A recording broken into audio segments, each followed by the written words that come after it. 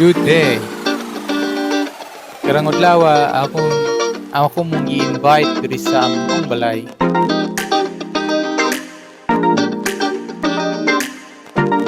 Ang among balay kay three-story building with studio area at the third floor.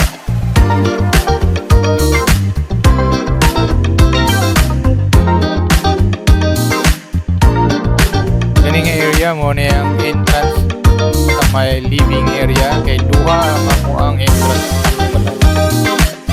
Natung-an siya o duha ka alley. Kaniya ang isa ka alley nga dool sa entrance sa living area.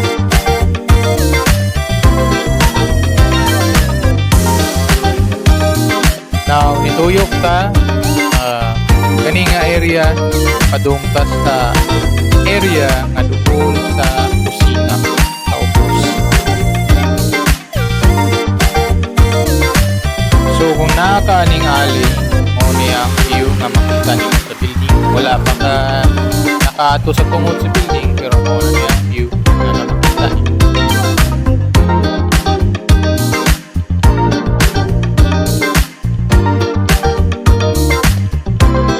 Sulod na ka sa gate, kani makita ra gyapon nimo ang view na gamay nga dirty kitchen area or parking sa motor.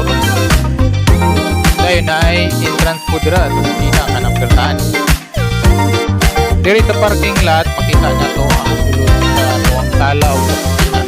Kini atong parking lot maka-accommodate ni og tulo ka sakyanan.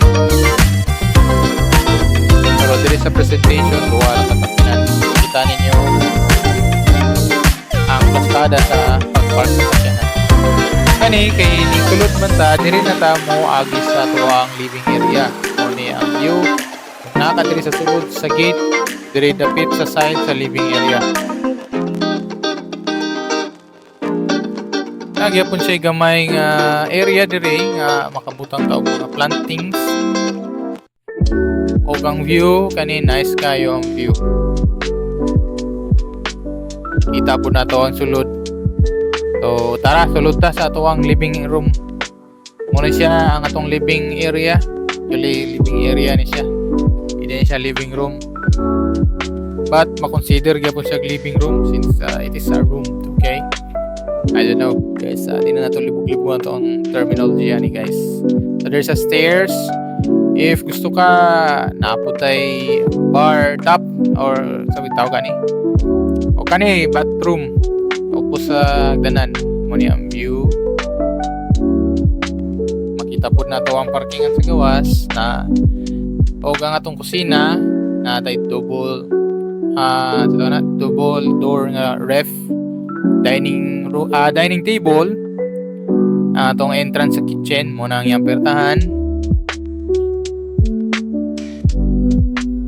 Atong mga cabinet sa kusina o makita nato diri sa side ang bathroom nga gamay. Dira na sila alam sa agdanan para matago siya sa living area.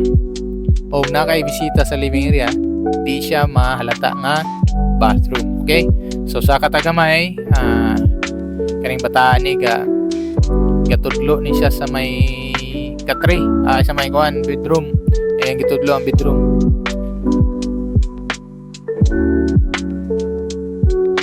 So mo ni ang view no, makita diri sa mezzanine nga area. Kanin nga side, tanaw ni muna ni ang view.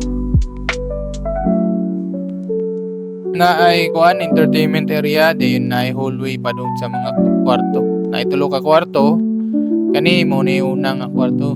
Kani ka sa tulo ka kwarto nga mo ni siya ang pinakagamay nga area pero kani siya maka-accommodate diya pud ka tawo.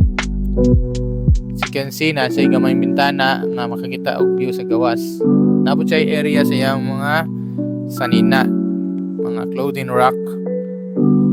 Gawas ta og tanaw na to ang hallway no. Kita rin mong bata.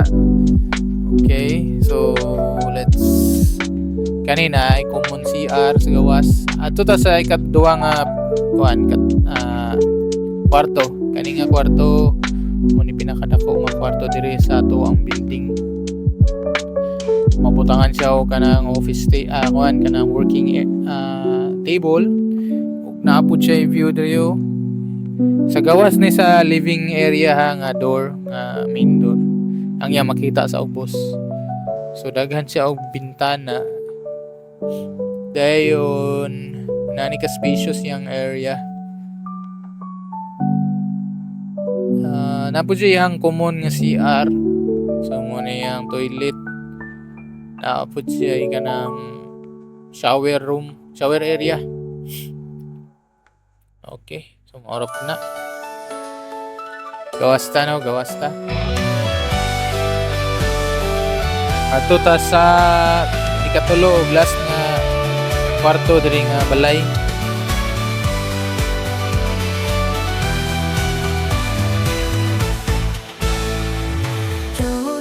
Mo ni nga kwarto. Mo ni ang tunga ra nga area nga dili siya mo pinakadako sa tunga ra nga area. Awan ninyo ang yang view ani sa ubos kay katong gate nga dool sa kusina.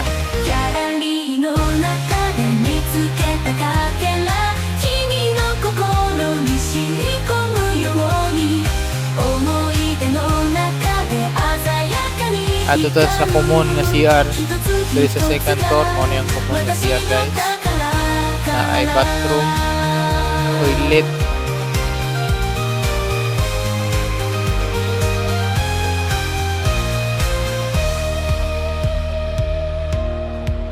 Ayaw mo buwan ha panginaway kay kani nga tuwang gigamit nga software diri is SketchUp dili siya nga mo pinaka perfect nga software to take a perspective, but in my resources more man yung available sa kuha.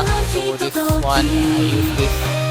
I'm not expert in this SketchUp, but kung siya makuha kuhaan pag-imo ani SketchUp. So kani padung sa third floor.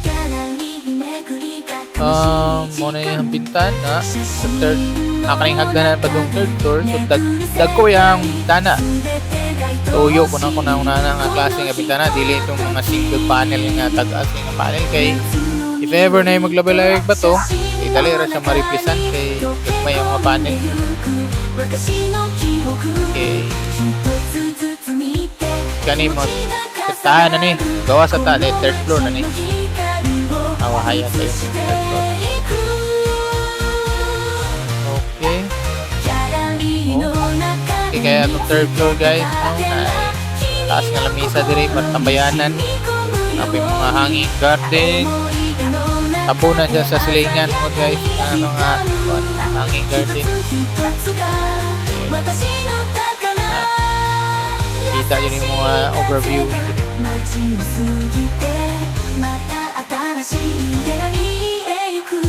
So pansin ninyo na dire ang atong water tank ato ang washing machine po kay nagumano washing machine na halay dira bigyan ta mga halay dira kani muna yang atok sa mezzanine kani studio room kani atok na to para to ang gibutang water tank kay kat mangay ng water tank guys dira lang sa tuwang ko anong third floor para plaster po dyan.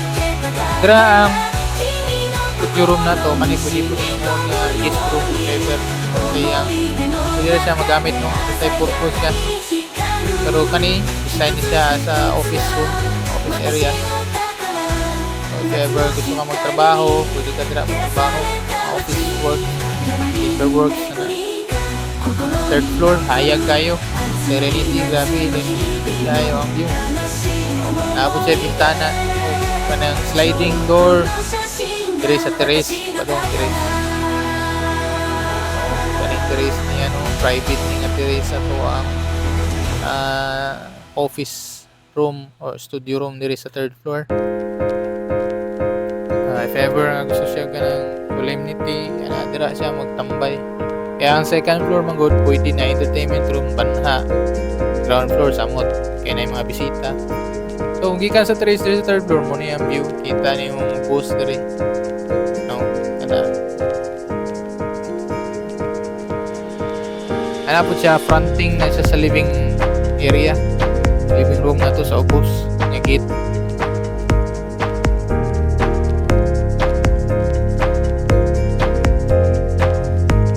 Okay guys, tanaw na to ang drone shot. Ayan to ang building guys. Aerial view po niya. Ito ka na muna ang perspective nga fronting sa living room. Duha mo gud na atong gate ani gud.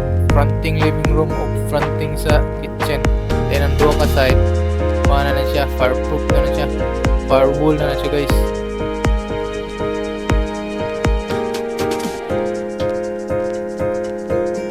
Simple rin niya itong design guys. Ato lang i-maximize ang area.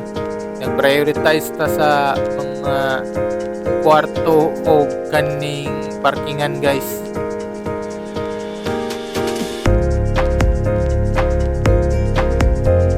Mo sa roof deck, no? Ito ang view na yung mga pigeon patok. Ano, malanggam. Kining view, kuning view sa gawas, nakasagawas sa gate. Ting sa living room. Kana ato ang ground floor plan. Atong second floor plan. O bang ato ang third floor plan. Ano yung mga perspective sa building. Oh, mora ni guys. Thank you for watching. Bye-bye.